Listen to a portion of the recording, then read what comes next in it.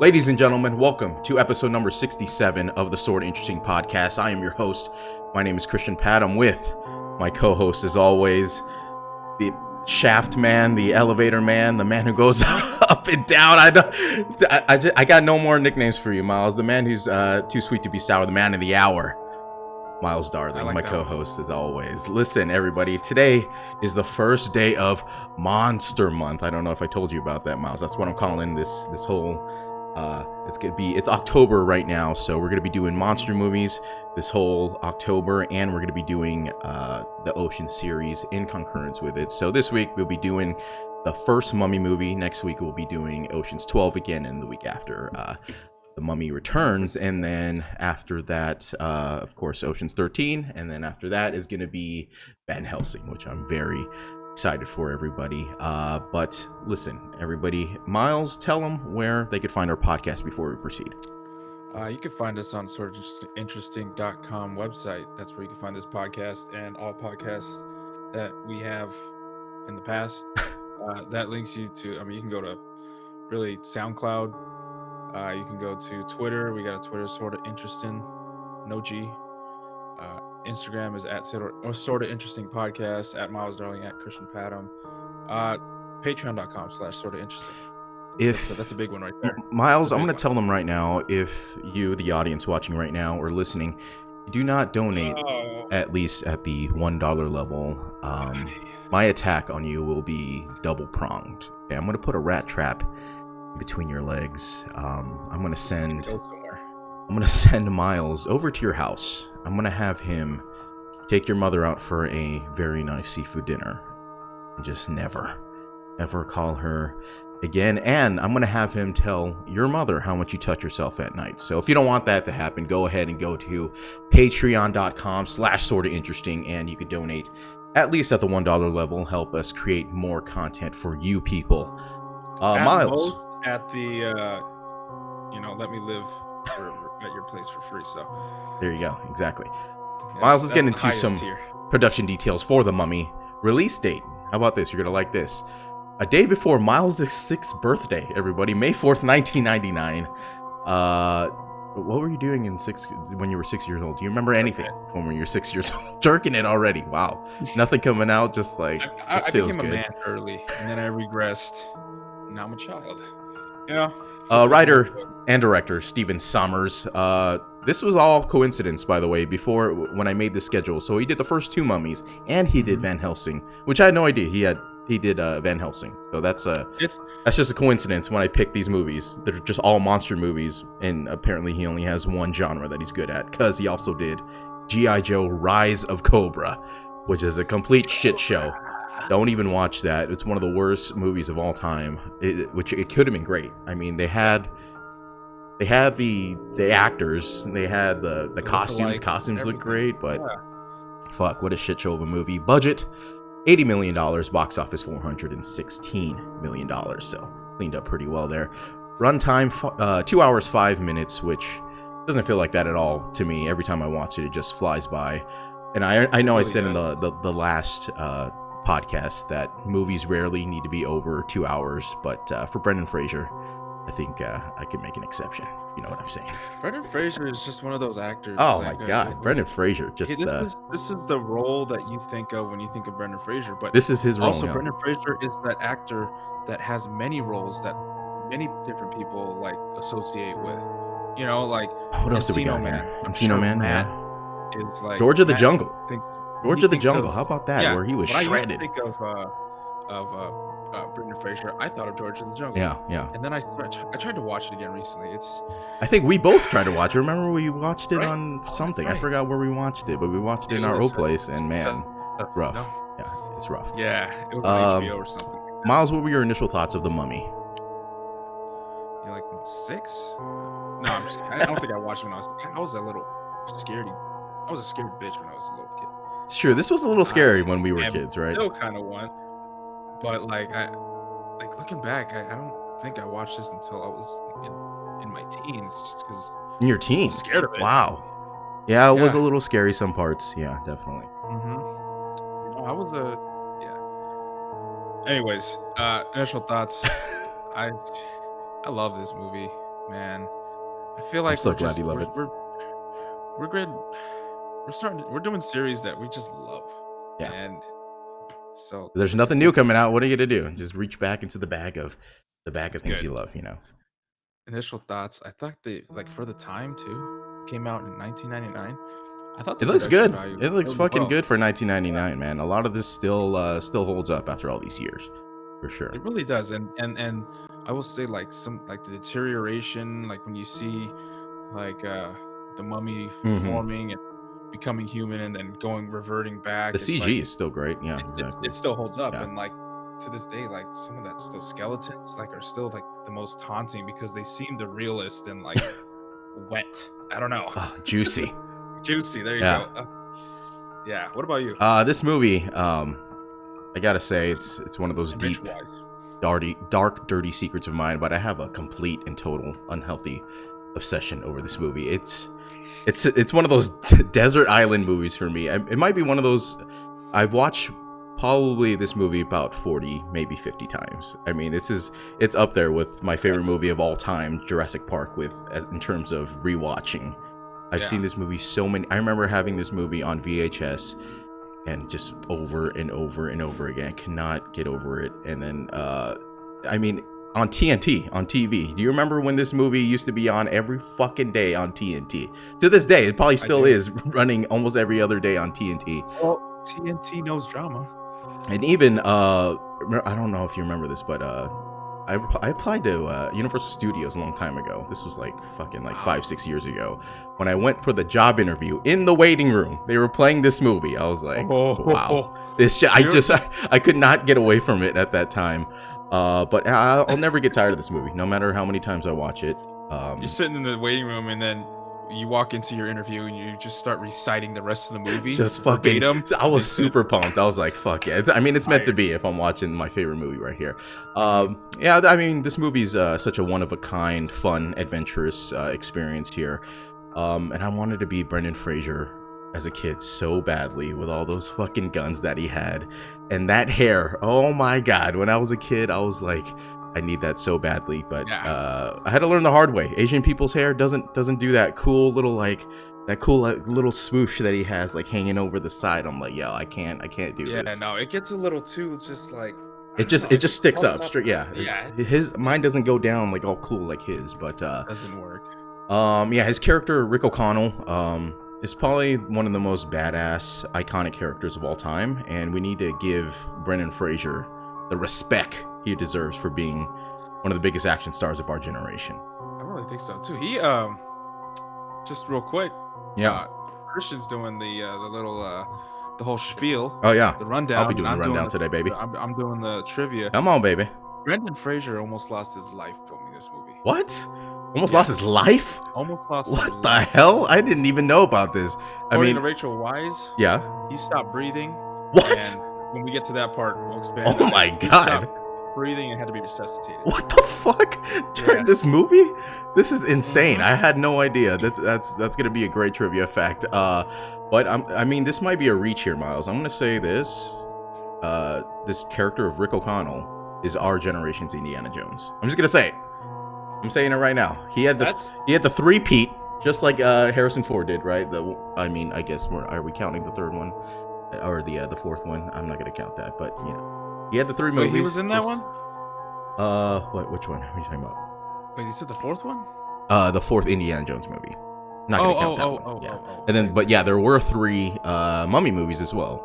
I mean, he's definitely our generation's Indiana Jones. Might be even cooler with all his guns and shit. He had Indiana Jones had one gun. He had that one 6-shooter pistol, and he had a whip. Yeah. What does Rick O'Connell have?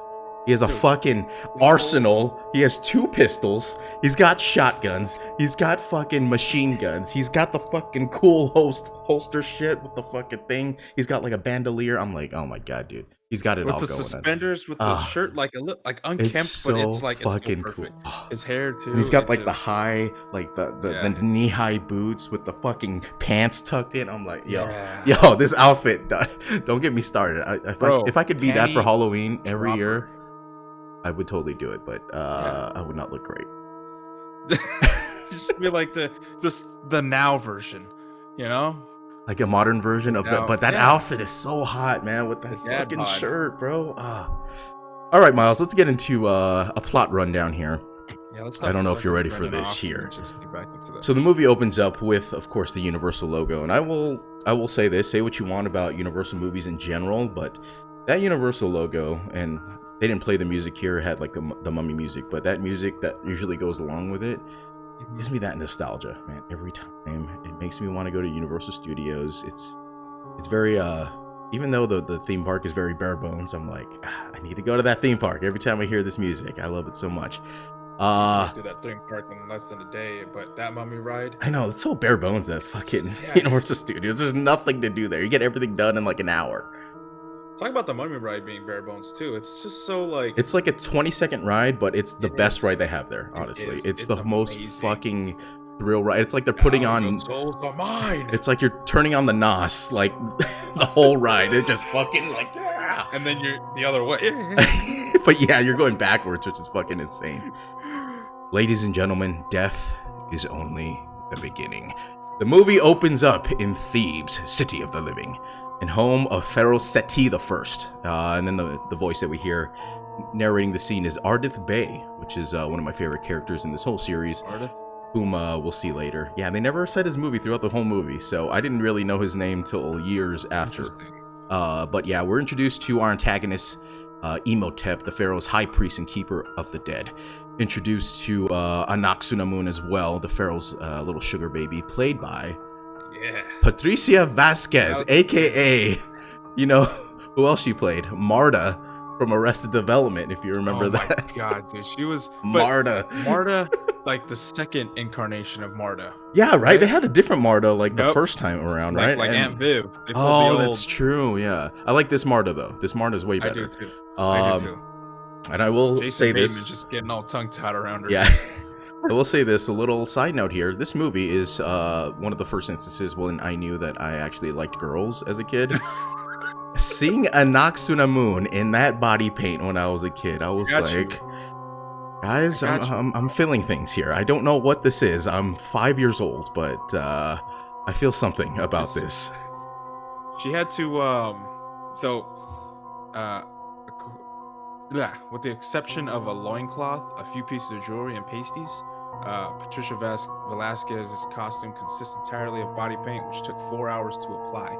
4 hours. I would do that job for hours. free. What You know what I'm saying? Guys. Listen. 4 hours.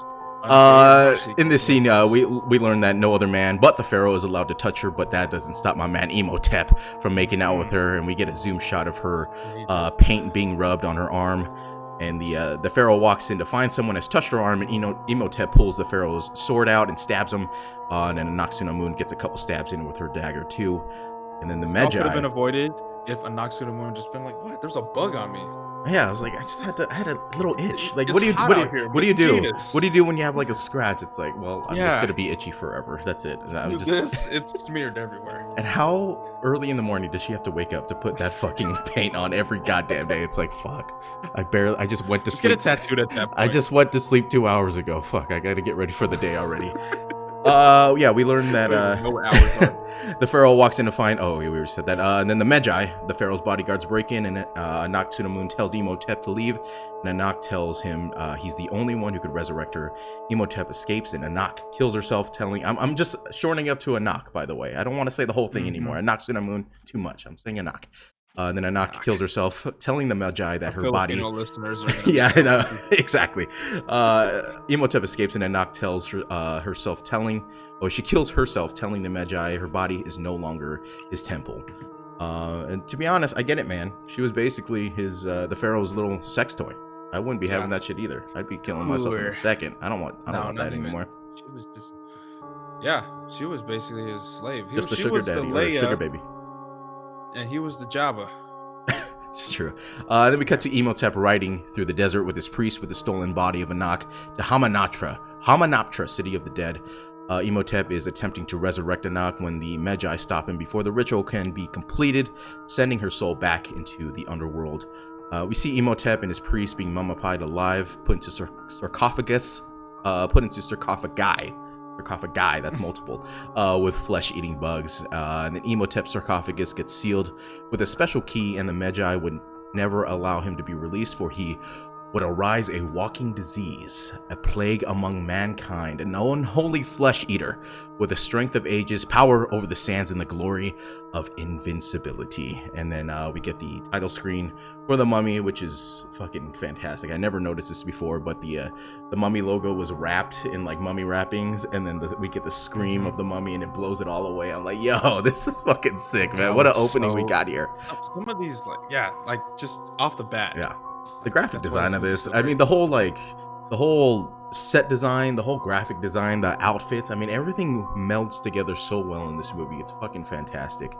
The year is now 1923, and we are in Hamunaptra with Brendan fucking Fraser, ladies and gentlemen, who plays Rick O'Connell, fighting with the Egyptian army against some rebels or something.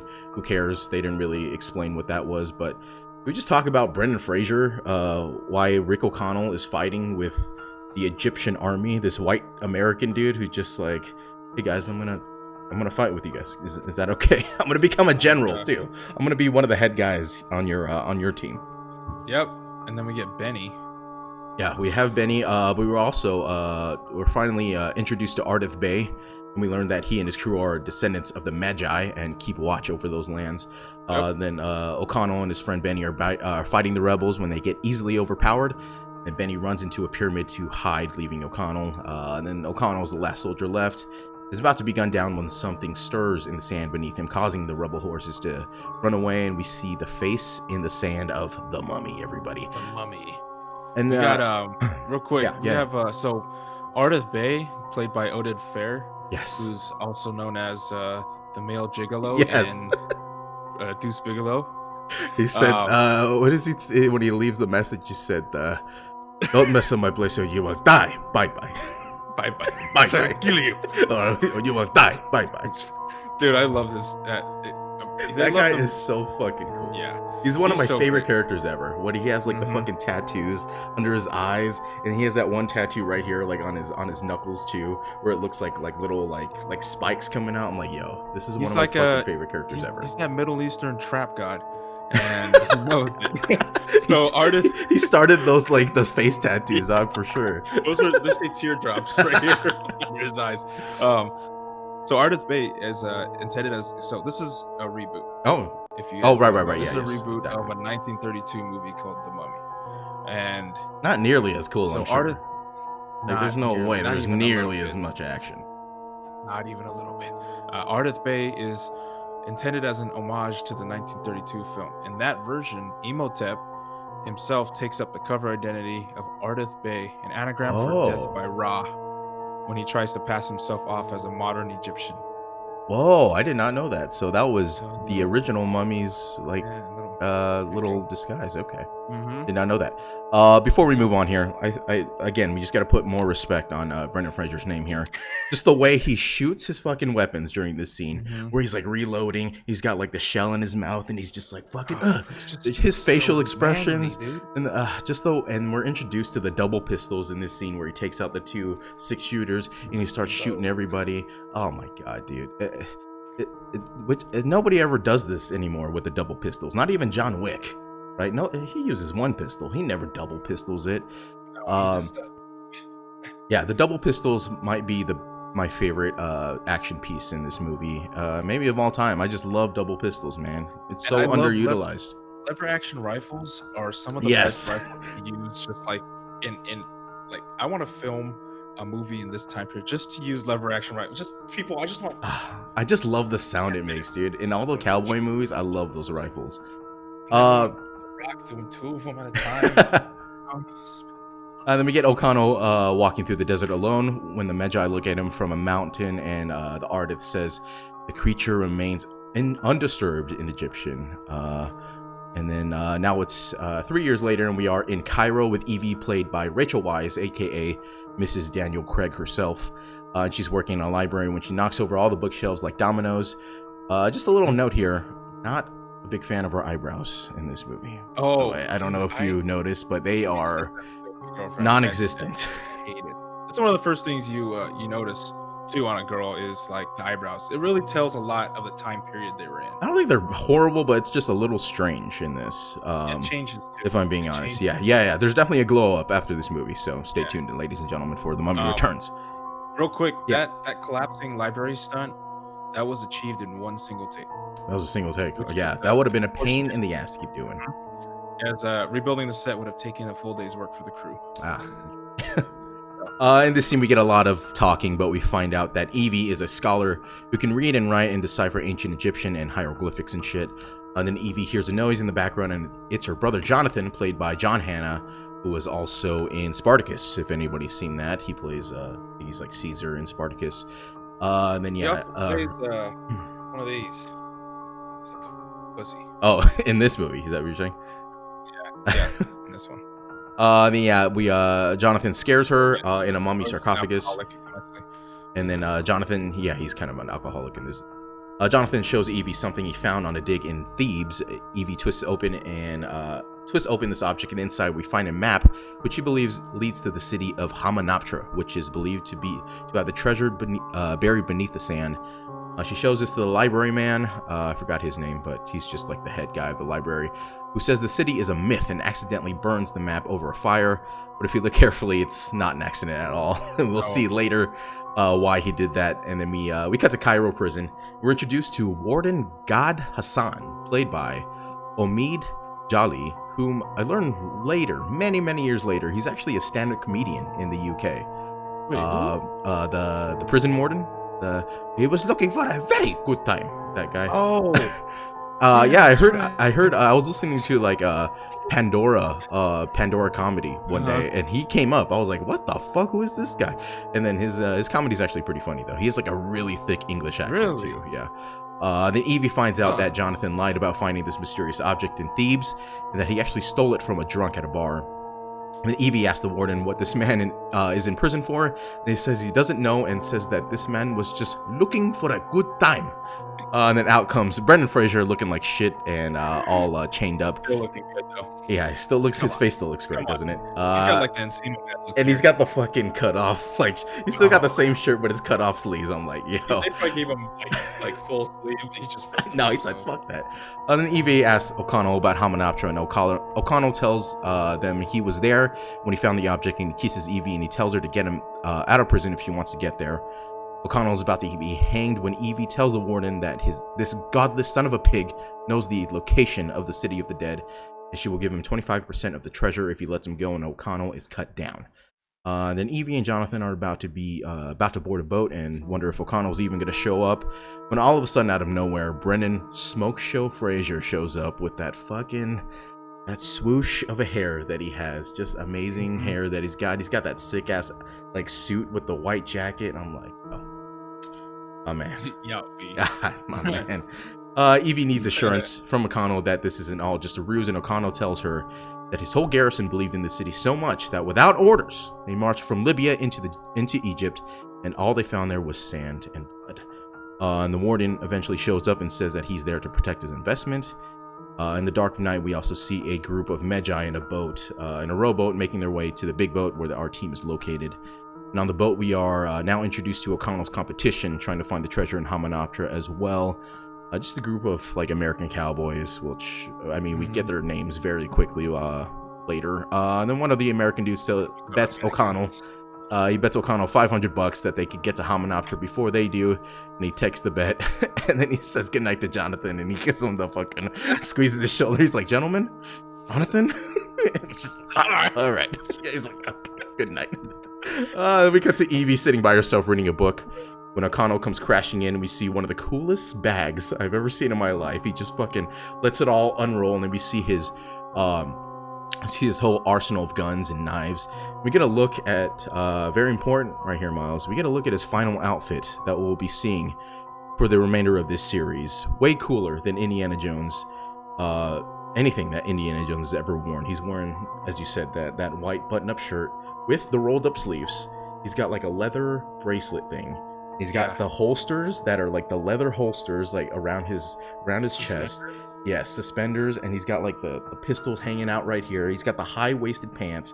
He's got the knee-high boots tucked in with the fucking pants tucked in. I'm like, yo, this fucking Bro, outfit, man. I'm looking at a picture right now, and it's just with the rolled up. It's a long sleeve shirt, but it's rolled up. and Rolled up cuffed sleeves. That's what I'm perfectly, saying, right? man. 3/4, or not, or like quarter sleeves, like right here. This is one of the greatest outfits to do work in I've ever seen. I mean, if I could just wear this outfit every day like a uniform, I totally would. I would love to wear this outfit every day. Yeah.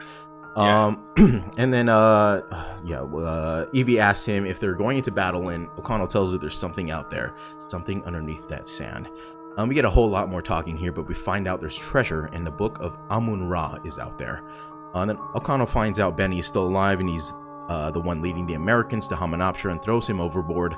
O'Connell finds wet footprints leading back into the boat and decides to investigate. We cut back to Evie in her room. Now where a Medjai holds her at knife point, asking for the map and a key, in quotes, which Evie doesn't know about. O'Connell breaks into the room with the double pistols, baby, and he takes out a dude, and a fire is ablaze now in her room. Evie tries to go back for the map, but O'Connell, cool as a cucumber, he's just like, relax, I'm the map, it's all up here, no need to worry about dude, it. Sorry, before we get too far, I completely forgot that I was gonna circle back to Brendan Fraser almost dying. So this is already past. Yeah, where he was being hung before Rachel, or I forgot her name. Gosh, in here. Evie. Evie. Before Evie kind of like persuaded Homeboy to spare his life when he was hanging. 25. He actually stopped breathing during that scene. Oh, because he was actually hanging. Yeah, he was actually hanging. He stopped breathing and had to be resuscitated, according to Rachel Weisz. See, that makes sense, because there were a couple of scenes where they cut back to him, and his face is literally purple. Mm-hmm. So I'm like, yo, this dude's dying for real here. Like, I was like, oh. This guy's really dying here. Wow, so he had to be cut down and, like, resuscitated, like, for real? Yeah. Wow. That's according to Rachel Weisz. Nobody else is confirmed. Ladies and gentlemen, another reason to put more respect on Brendan Fraser's name. I mean, he's out there doing it for the fucking culture out here, baby. Yeah, he's doing it for us. He did that for us. So while reloading his pistols, O'Connell says, "Relax, I'm the map. It's all up here, baby. Don't need that." Then Jonathan stumbles into Evie's burning room and manages to get the object that we now know is a key. Stumbled in. He just pushes the guy into a fire. Jesus. Fire. And then he manages to get the little key out. Eventually, the whole boat catches fire and everybody has to jump ship. Now we're on land. The Americans are on one side of the Nile, and O'Connell and his crew on the other side. Benny tells O'Connell he's got all the horses, but apparently he's on the wrong side of the river, everybody. The gang goes riding through the desert on camels. We see the Medjai again. Ardith recognizes O'Connell, is back again and says, "I decided to beat the law," which means this one is strong. And eventually we get to the location of Hamunaptra and meet back with the Americans, and the city is revealed like a mirage with a sunrise. Now we're off to the races to see who can get there first and win the bet, and Evie on Camelback is there to win it all.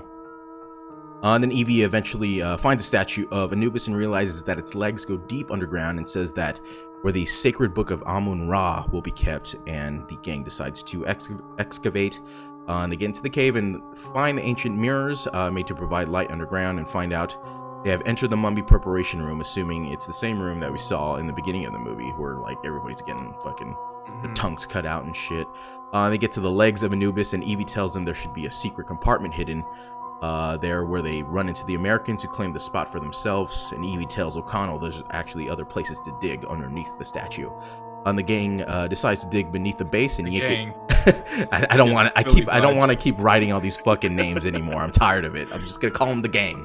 The gang decides to dig beneath the base and yank it from underneath the Americans when they go to sleep. And we cut to the warden sneaking around some underground tunnels, and he finds some blue objects embedded in a wall with a picture of a man fucking screaming. Dude, but the warden thinks he's singing, and he does the fucking. Fucking love that scene. While all of this is going on, we cut back to makes me think that part was like improvised. I know, right? It had to be like a comedian. Exactly, it had to be. It's just like so good. I mean, if you look at the actual picture, it's definitely the guy screaming. He's not having a good time. Yeah, he's like, ah. But I guess got all these scarabs on him. it's just the artist's interpretation, I guess. And then while all this is going on, we cut back to the Americans trying to break into the secret compartment at the base of the statue and decide to let the helpers, quote helpers, they're just slaves, open the compartment for them.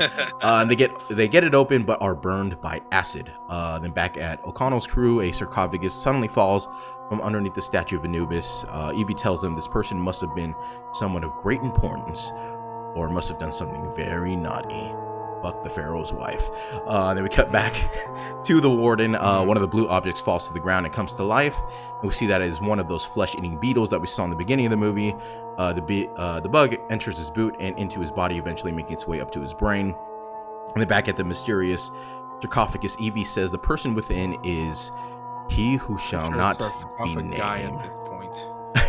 The person within is he who shall not be named, aka Voldemort, and uncovers a slot for the key Jonathan has and places it in. The gang hears the warden screaming and running and see him running into the wall and killing himself. Now back at camp, O'Connell tells the gang about the American misfortunes as well, and says their diggers were melted with pressurized salt acid. Kind of ancient booby trap. And then O'Connell hears some action happening at the American camp. It turns out they're being raided by the Magi, and some gunfight ensues. Jonathan and Benji are just drinking on the side and just shooting anybody who comes by. Bro, there's just death. There's just so much death. And they're just drinking, hanging out, like, hey man, what's up? Whatever. And then the Magi, they're just like, all right. We're good. And then Art of the Bay comes charging in, and a fight between him and O'Connell happens. Eventually O'Connell is disarmed and resorts to his last weapon, which is a fucking stick of dynamite, which does like a cool action roll into the fire and lights it up. I'm like, yo, that's sick. That fucking move was so sick. So badass. The way he just has the dynamite stick and then he just holds it to Ardith, and Ardith's like, okay, well, we're all gonna fucking die. I mean, yeah, get out of here. And then Ardith yields and tells them all to leave this place or die. And then, O'Connell just fucking takes out the wick. Like, no problem. Like a badass. He's just like, yeah, I don't care. And then we're back at camp again. Dynamite when we're kids. I mean, how badass is that? He said, I'm gonna blow this whole fucking place up. I don't give a fuck. I don't have a gun, but I'll just blow us all up. Fucking 1800s. We're back at camp again, where Evie and O'Connell have been drinking, and they're about to make out when Evie passes out drunk. The next morning, the Americans finally open the secret chamber at the base of the Anubis and find a box that reads, "Death will come on swift wings to whomever opens this chest." And the chest also says there will be an undead who, if brought back to life, will consummate this curse and kill all who open this chest, and will regenerate by sucking their life force out. And Benny freaks out and runs away, and those stupid fuck Americans, they just open the chest anyways. On the back at O'Connell's dig site, they open up the sarcophagus and find a corpse that's still juicy.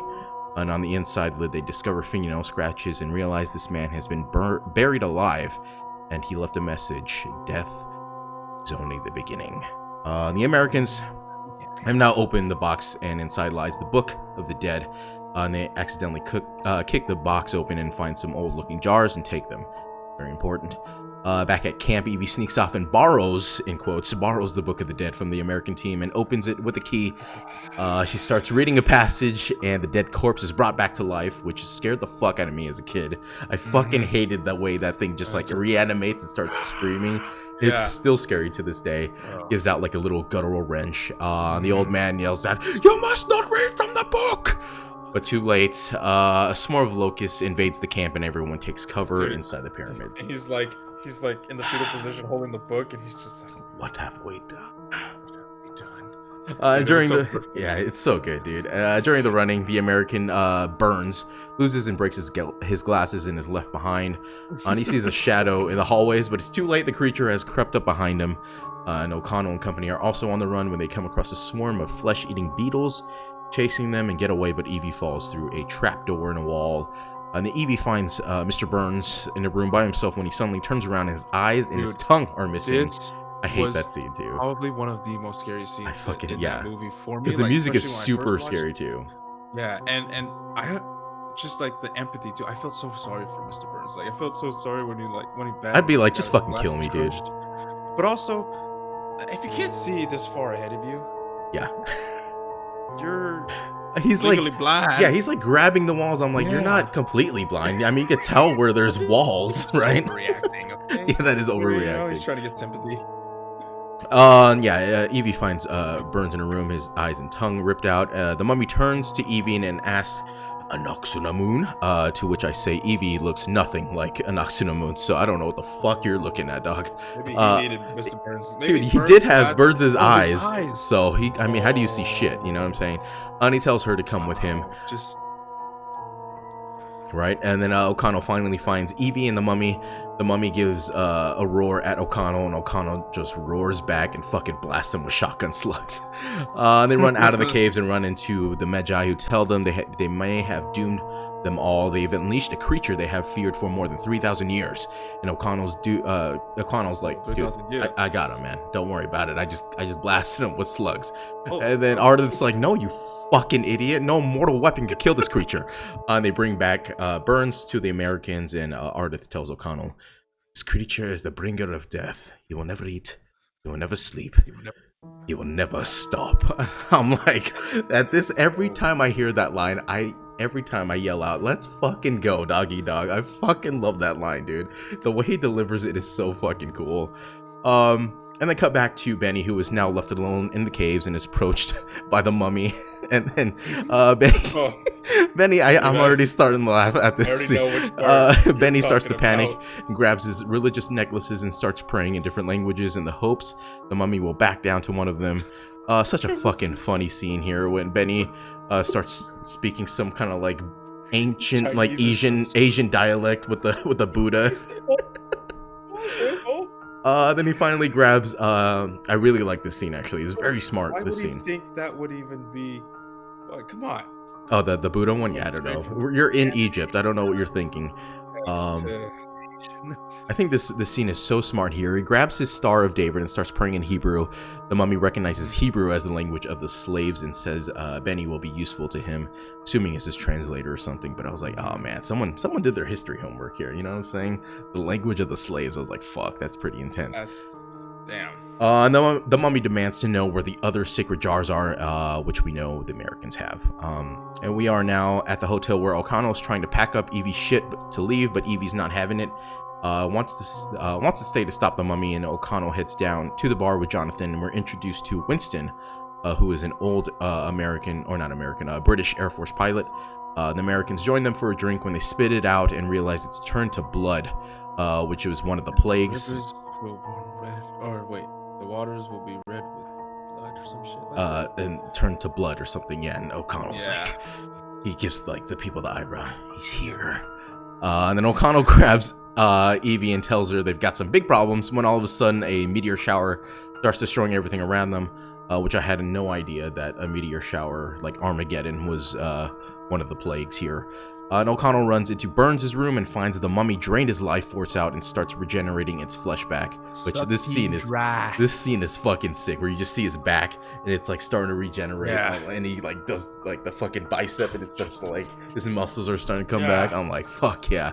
He's like, it's like that. It's full CGI. Yeah, there. Like, it looks good though, man. It looks great. Looks good. Like it blends well with like the backgrounds too. Like you can tell the lighting is good on him. It's not even like it's not even dark. It's like pretty. It's daylight, and the CG still looks good. Yeah, this whole scene's in the day. The mummy thanks Evie for bringing him back to life from the undead when he sees a cat in the corner of the room and freaks out and leaves. And the gang heads over to the library and find the head library dude is in cahoots with Ardith Bay, and we learn that he is also a Magi. And they come to the conclusion that the creature is still in love with Anaxunamun and has chosen Evie as his human sacrifice to raise her from the dead. And then back at the hotel now, the gang figures out they need to get to the remaining people who have the sacred jars before the mummy can get to them, and leaves Evie behind with the Americans, Henderson and Daniels. Quick side note here, this is my first time actually noticing this, actually like really paying attention. They go to the same fucking places like 5 times in this like back half of this movie. They go to the museum or library place like 3 different times. They go to the hotel another 3 different times. I'm like, can we go fucking somewhere else? They keep going back and forth places. If they just stayed at the library and was like, hey, all you Americans, come just meet us at the library. We'll all just fucking group up here. We'll just learn about everything now. I think I know. I think part of that is them not being able to film in Egypt, so they couldn't get a lot of background shots. They had to get a lot of prop like set shots. So because it was a dangerous political situation in Egypt, they had to film in Morocco instead. Oh, did not know that. 1999 or probably 1998 when they filmed it. So that's interesting. Yeah. We see the Egyptologist running through the streets of Cairo, but it's already too late. The mummy has found him. In his office, Benny is tearing the place apart, looking for something when O'Connell shows up and beats the shit out of him for information. And Benny tells him the mummy wants the Book of the Dead to bring back his dead girlfriend. I hear a scream outside, and we see the Egyptologist has had his life force sucked out of him, and the mummy is now almost fully regenerated. He sends out a swarm of bugs that starts biting the people all around him, turning them into his slaves. And at the hotel, of biting, real quick. Yes, sir. I got one more here. For a little bit. So it was so dangerous on set that really Fraser's colleagues, everyone on set was required to drink a specially created beverage every 2 hours in order just to stay hydrated. Because of the heat. Oh, gotcha. I wonder what that special beverage and numerous crew members. I know, right? Liquid IV packets and pickle juice. Numerous crew members were hospitalized after being bitten or stung by poisonous animals. Oh shit! Yeah. Fuck that, dude. It was brutal. That shit's for real. Here. Yeah, damn. And at the hotel, Daniels leaves to get a drink, and Henderson is left alone. And the mummy makes easy work of him, sucks him dry. And the mummy makes his way into Evie's room and starts to kiss her, calling her Anaxunamun again. But O'Connell is there with a cat to chase him away again. And the gang goes back to the library again. And Evie, real quick, I would just have a cat on, one of those body. Yeah, just hang out with the cat. Oh, that would be so cute. And yeah. One on the back, just walking around. Not gonna last for long though, because the gang goes back to the library, and Evie explains that the Black Book from Hamunaptra brings people back from the dead, and she thinks the other Gold Book can kill him. They just need to find out where it's hidden. Outside, we hear Imhotep chants, and Imhotep leading his army of brainwashed slaves. Evie starts reading off some ancient stone and finds that the Golden Book is hidden inside the statue of Horus, back in Hamunaptra. And the gang try to get away from the slave army, but are quickly stopped somewhere along the way. Daniels is killed. He falls off the back of the truck, and he's just trying to shoot everybody. But I'm like, no, it's over. Just don't even. Imhotep sucks him away and takes the last sacred jar. Oh, the weakest link. It gets the last sacred jar that he needs for the resurrection. The mummy, who is now fully regenerated, he looks fucking hot. He's all bald and his fucking robe is all open. I'm like, yo, my man Imhotep. The mummy, takes Evie and lets the rest of the group live in exchange. And the old librarian man sacrifices himself. This scene here, O'Connell's like, no, you're not gonna take her away. And he's like, I'll be seeing you soon. He points the torch at him, and then I like the way that the what's his name, Imhotep, he just looks at him like, come on, bitch, please, I could just fucking blow you away right now. You ain't nothing. And then all of this was some badass like Indiana Jones shit. This whole like car chase like through the streets where he's like fucking like punching people off the cars when they're falling off. I'm like, yo, that's fucking sick. We cut to O'Connell, Jonathan, and Ardith going to Winston. We get such a great scene here. Winston asks what his problem has to do with Her Majesty's Royal Air Force, and O'Connell's like, has nothing to do with it. And Winston's like, nice, that's awesome. Is it dangerous? He's like, is it dangerous? And O'Connell's like, well, you probably won't live through it. Then Winston's like, really? Okay, I'm in. Yeah, fuck yeah, I'm ready to do this. No, he's like, you really think so? You really think I won't live through it? Let's do it, man. I'm all in. And now we see Winston flying the plane with O'Connell sitting behind him, and Jonathan and Ardith are tied to the wings of the plane on either side. The mummy sees them approaching and sends over a sandstorm. What about the part when you were asking Ardith how he was doing? Yeah, he's just smiled. Yeah, how you doing? You all right? The mummy sees them approaching and sends over a sandstorm. Imhotep just looking. God, he's got the wide open robe now. Everything just showing. He's got a little like fucking just cloth there. I'm like, God, this guy. The gang crash lands, but Winston is dead, unfortunately. O'Connell gives him a little salute. Thank you for everything. And then we see Ardith take off the machine gun off of the thing. I'm like, here we go, baby. That's fucking sick. Back in the tombs, Jonathan finds the bugs on the wall and holds one in his hand and it comes to life. And O'Connell has to whip out his fucking his butterfly knife to get it out and shoots it. Fun fact here, this scene right here, this scene alone is the reason why I learned how to do butterfly knife tricks. I'm like, butter knife tricks. And then the mummy hears the gunshot and brings back to life some of his old priest friends and tells them to go to kill them and find and wake his other friends. Then O'Connell makes his way to a treasure room, but is quickly raided by mummies coming out of the ground and needs to run. Evie awakens and she sees she is tied to a table laying next to the corpse of a Noxunamun. O'Connell and company are running away and shoot back at the mummies when they finally reach the statue of Horus. And at the base of the statue, O'Connell and Jonathan are trying to get the golden book out when Ardith fights the mummies off by himself and tells them to kill the creature, save the girl, and sacrifices himself. And they finally find the book of Amun-Ra. And on the sacrificial table, the ritual has begun. The soul of Anaxinamun has entered her mummified body once again. Imhotep is about to sacrifice Evie and complete the ritual when Jonathan comes busting into the room, telling Evie that he has found the book and distracts Imhotep. He's like, Evie, I found it! He's all happy about it. The Evie tells Jonathan the only way to kill him is to open the book and find the inscription, but he needs the actual key. And then O'Connell comes rushing in with a sword and cuts down all the mummies. Which, goddamn, dude, this fucking scene is so sick. He's just like fucking cutting them all down, and we get the cool music in the background. He's hopping over the tables and shit. I'm like, this is so sick. Then we cut back to Jonathan, who's reading the outside of the book. It reads an inscription out loud and sets free a group of warrior mummies, which is so fucking cool. This scene, those mummies they come out with the shields and they come like marching out, and then Imhotep like looks at the mummies. He's like, fuck yeah, my guy. you just put out a army for me. And then he says Ihipu Setna, which means kill those motherfuckers. And then Evie tells Jonathan to finish the inscription on the cover, and then he can have control over them. And we get a whole fight scene with these mummies and the Anaxunamun mummy chasing Evie around. And O'Connell's about to be killed by one of these mummies, or by all these mummies where they put like the knives on his face. They're like right here, about to kill him. And then yeah, and then Jonathan oh wait, what happens here?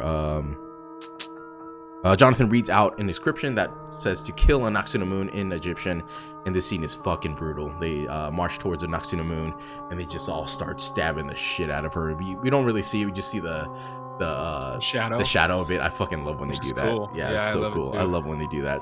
And then what's his name?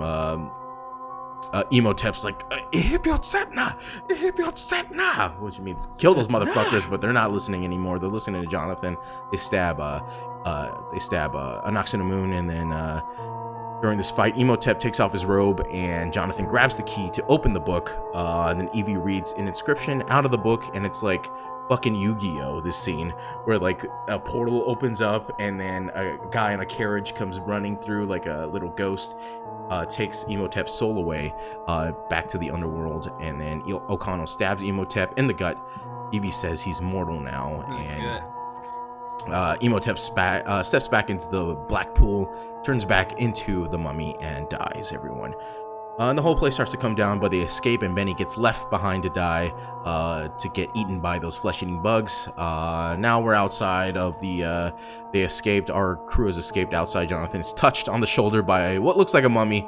But guess what, everybody? It's Ardith Bey, who has somehow survived, which is a complete badass, because in that scene where Ardith supposedly dies, he's covered with like 10 different mummies. I'm like, this motherfucker fought off a whole army of mummies and still survived, which is super cool. And then there's treasure on one of the camels from Benny that Benny left behind. So they take that, they go off. Brendan Fraser and Rachel Weisz make out, and that's the end of our movie, ladies and gentlemen. That was The Mummy. Not that long of a movie. That's what I love. Super simple, super easy. You know what I'm saying, Miles? What were your final thoughts of this movie? Oh, dude. Through and through, just it started off well, and then it just kept a good pace. It didn't feel like 2 hours. It's Like pretty that nonstop. whole Yeah, rundown. the action's It's weird pretty nonstop for a in this. movie. Yeah, for movies that we've done that have been less time, I feel like the rundown has been longer. Yeah. We've tried to have to. I cut down expand a lot of it because I mean during the third act there's a lot of going back to the hotel, going to the library, going to the bar. I mean it's like a lot of the same shit going over and over again. So A lot of yeah.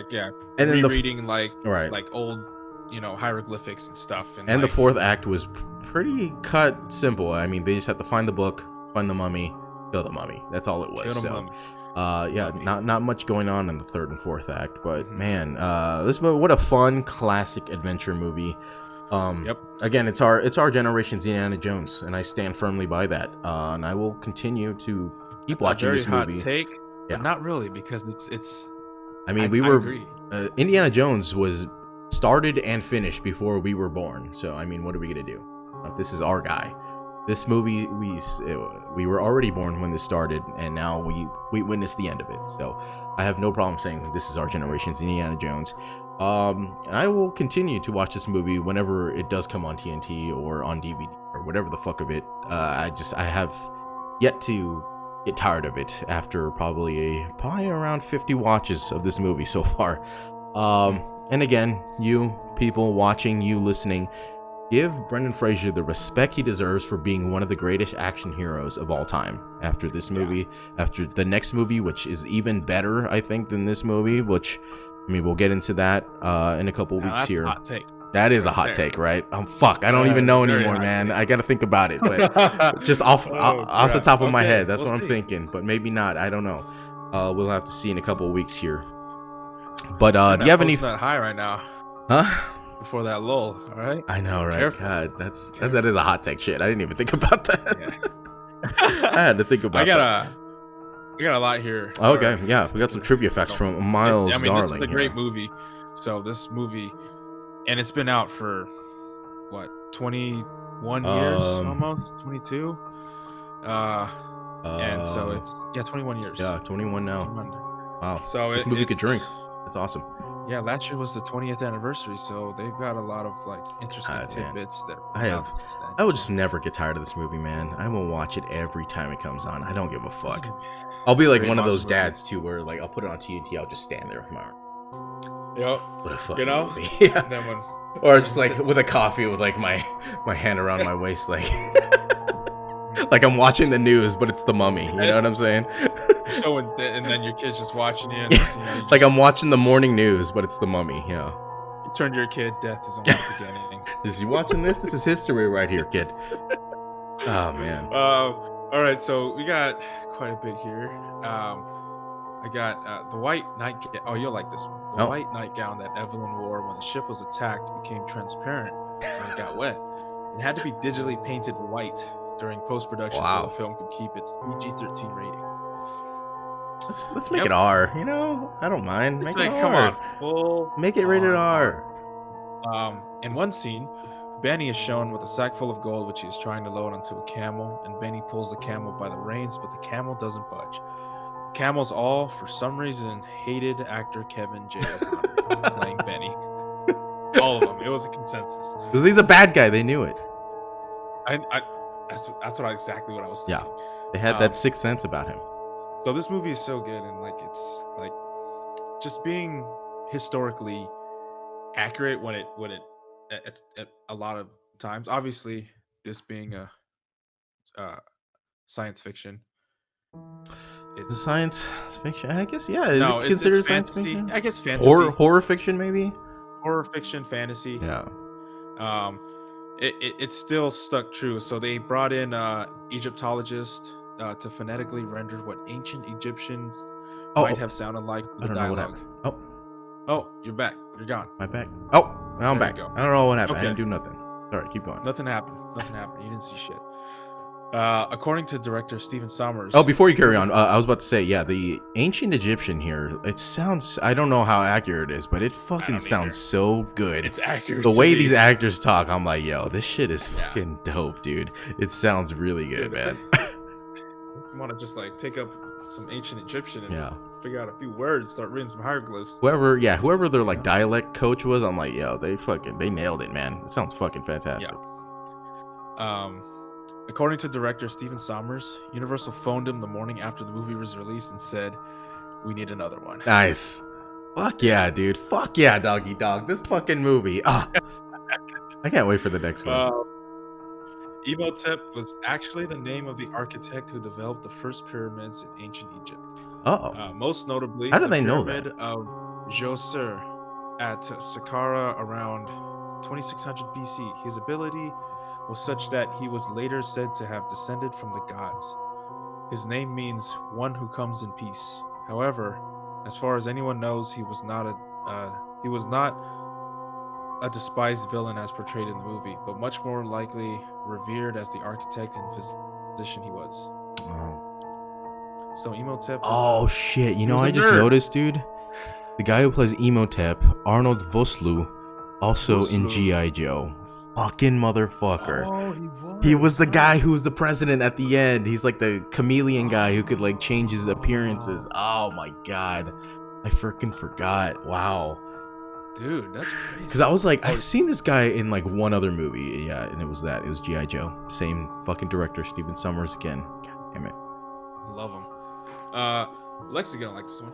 A cloak lent by the British costume rental company Angels and worn by an extra in this film was discovered to have in fact been made for Alec Guinness when he played Obi-Wan Kenobi in Star Wars shit. Episode 4, A New Hope. Nice. Yeah. There you go. Little Nice. cross. Nice. Yeah. Whatever.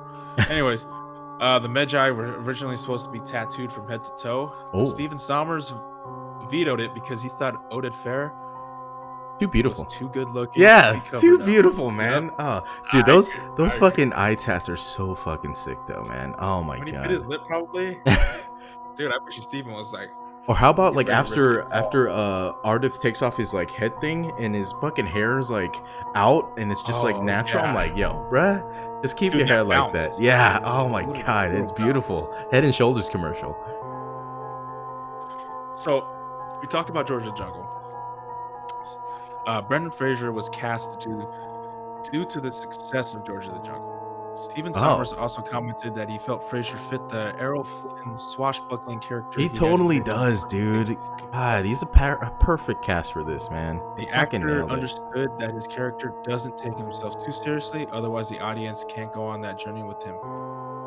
I think that's one of the best things about him as well. How like how just silly he is. He doesn't really care about the danger that's going on, right? Like he's just like, back. He's just like, all right. Well, I mean, we're in danger, but it's no big deal. I'll get out of it, no problem. Like he's just like, all right, gotta close the door, and he throws the dynamite with all the mummies in there. He's like, fuck it, all right, here we go. It's time to go. And he's just so good, man. Fighting the mummy, he never cares. He's getting choked out, and he's just like, and then Evie's like, you have to just keep fighting him so I could read the inscription. He's like, all right, it's not gonna be a problem. Got it. It's just like so nonchalant, man. I fucking love this guy. He's great. He doesn't even need to try. Like I don't know why he got like blacklisted almost for some reason. What I heard was he actually, because I think he did a lot of his own stunts during this movie and the next Mummy, and he got hurt. And like he hurt his back or something. He was like on pills for a while, and he was out of the whole spotlight for a long time. And then he like gained a lot of weight, remember, because he was on a lot of pills, and I think he got divorced at one point, and I think during his divorce, like they were like, hey, you have to keep paying like the same amount of money that you were making when you were a big star like in the Mummy. And he's like, dude, I'm not working anymore like that, so I don't have the money to keep paying like this. But yeah, something like there are a lot of legal issues he had, and but he's back now apparently, right? He's in that what's that? Yeah, Doom Patrol, right? Is he actually in it, or is it like his voice? It's his voice. You see him in the first episode and like episodes after that, like flashbacks. Yeah, because he's supposedly in a metal suit. Yeah, or not in a metal suit. His consciousness is in a metal. I never liked Doom Patrol. I remember I tried reading the comic book. I was like, this is. I think the show is good. It has it's DC, right? The girl from Orange Is the New Black, the Chicana. Oh, Latina. Okay. It's DC, right? It is. Okay. It is. It's DC. It has Cyborg in it. Oh, that's right. kinda Yeah, like he is part of that crew. Right. yeah, Cyborg is in there. But yeah, it's I think oh, you know who else is in there? Alan Tudyk. He plays Oh, man, I can't remember the name, but the villain who's like in and out of these like this reality or not this reality. He kind of oh, man, we'll go over that he's later. a big DC villain. Big DC villain, yeah.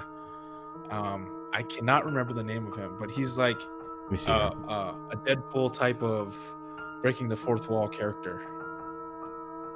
Yeah. See if I could find him. Yeah. Alan Tudyk in Doom Patrol. Portal. What is that? IMDb.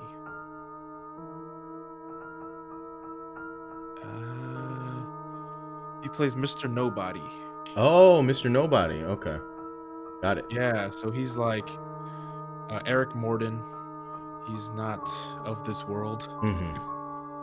It's kind of weird. Like, Oh yeah, I'm seeing his so, character design. That's really interesting. Oh, that's cool. Really good, dude. I like it. And Alan Tudyk, just his voice. He's also the narrator of that. Oh, he's got the greatest voice, man. Yeah. The fucking K2SO. Oh. I love. He said, "Congratulations, you are being rescued. You are being rescued. You are being rescued." Oh man, he's so good. Oh shit, is that a keychain? Yeah. That's sick. Ah. All right. So getting back to some finishing up. Yeah, here. where were we?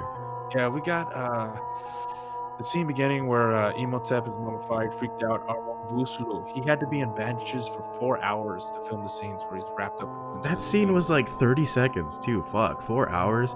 That It just sucks. shows you how that sausage is made, man. Filmmaking is a fucking. It's a grind, man. It's like 16-hour days, dude. It's not fun. It's not. You got to be in shape too while you're doing it, because in between takes, you know, you're sitting around. You're just It's like- you're hanging out. You're hanging out Yeah. for like 10 hours. So after those 16-hour days, you got to go back and work out and make sure you memorize your lines. You have your shit ready for the next day. Sometimes they're in the middle of the night too, and they're just like, oh, it fucking sucks, dude. Yeah, you got to eat too at some point. Yeah. In time. You gotta keep in shape for a long time, because those movies will go on for like fucking 6 months. It's like, imagine like being like Chris Evans or Chris Hemsworth and being in that shape for like 6 months. It's like, that's why they do one shirtless scene and they're like, fuck that, I'm not doing any more shirtless scenes because I am on the brink of death. I haven't had water in 48 hours. Okay, I need to calm down. This ice cube. This is my meal for the day. I have not had water. Please, no more shirtless scenes. I'm stuffed. So speaking of sausage, during the scene when Imhotep is raising a sandstorm in the desert, the camera had to quickly pan up. The wind machines being used kept blowing Arnold. Oh, okay. Where are the outtakes for that? Let me see, baby. Yeah. Oh, that's awesome. So he was really he was strutting naked under there, like for real then. So you remember that mummy ride? Do I remember? I could feel it right now. I can feel the wind going through my fucking face right now. So we have one in California and in Orlando. They had so the ride was so popular that the lines would stretch into the main park, and riders waiting for hours in the hot sun because it's California. Dude, it does get fucking hot, man. God damn that line. They would chant emo. Oh, I think that happened. Yeah, I think I remember that happened when it first opened. Yeah. Yeah, I remember that too. That, the right, line took so long. I remember chugging those beers before the ride. It's a horrible decision. Those fucking 40-ounce cans. Oh my god, dude! The big chugging them shits. Oh. Before that ride, what a horrible decision. So it's the best ride there, though, for sure. It's so fucking good. It really is. It's so good. 20 Leonardo seconds, DiCaprio and Tom Cruise were both slated to play the role of Brendan Fraser's or O'Connell. Rick O'Connell. Rick O'Connell. Leo, he was filming a movie called The Beach at the time. It was delayed anyway, but the producers vetoed him being able to. He's too young. There's no way. Yeah, that And with Tom Cruise, he what was the reason? He was originally offered the role but turned it down. But he obviously came back and reprised the role, I guess, in a Right. reboot in 2017, Which was okay. weird. Shredded. Dude, shredded in that movie, by the way. Tom Cruise, man. Yeah, he just looks so good. He was running in that movie. That's all I remember. I'm sad that whole Universal monster universe didn't take off, because there was 2 already made. So there was that Dracula movie with Yeah. Evan Peters, no, Evan something, the guy from Beauty and the Beast, Gaston. That guy. Evan Rachel Wood. No, sorry, that's something Evan something, or it might be his Yeah. last name. Whatever. Good movie. Actually, not good, but good character. That guy, he was really cool. And then they had The Mummy, which was all right, but that Mummy movie just killed that whole franchise, which is a shame, because they were gonna have Johnny Depp as like the Invisible Man, which would have been sick. I think Javier Bardem was supposed to be Frankenstein. I was like, yo, this. Whoa. And then they already had Russell Crowe in the Mummy movie as Dr. Jekyll and Mr. Hyde. I don't know if you actually seen the movie, but there's he turns into Mr. Hyde in that, which is fucking sick, dude. That's a trip, dude. I did not. That's.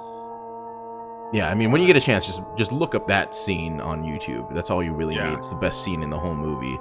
But the Mummy character, unfortunately, wasn't that great. I think that's why it failed, because it's just a boring character compared to this movie. Yeah. But damn, we went off on a weird tangent there. Where are we at?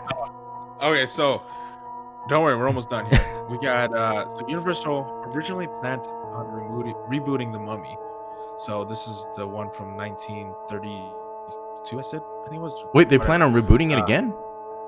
No, they already they planned on rebooting it as a low-budget horror film in the early 90s. Oh. Clive Barker was attached to direct, and the film would have focused on a modern-day museum curator attempting to raise an army of undead mummies. So, glad we got this instead of that. That's actually kind of. But you never know. It could have been. I don't know what happens in the next movie. Oh, that's true. Yeah.